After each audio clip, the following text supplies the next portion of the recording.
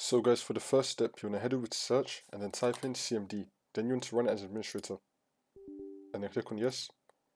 Now once you run this, we're going to type in NETSH space INT space IP space reset space C colon backslash reset log.txt and click on enter.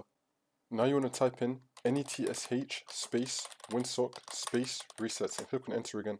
It's going to ask you to restart your computer, but don't restart it yet to complete all the steps in the video. Now we're going to type in ipconfig space /flush DNS and click on enter. Now for the next step, you want to head over to search and then type in view network connections. Click on it.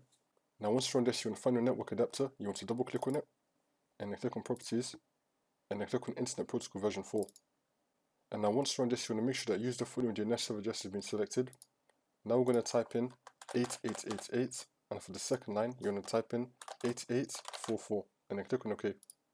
Now after you do that, you want to right click on your network adapter and then click on disable. Now you want to right click on it again and then click on enable. Now for the last step, you want to right click on the Windows Start icon and then click on device manager. Now once you're on this, you want to expand network adapters and then you want to find your network adapter. You want to right click on it and then click on uninstall and then click on uninstall again. And now once you've uninstalled it, you want to click on action and then click on scan for hardware changes, which will then make it appear again. Now you want to restart your computer and then the problem should be fixed.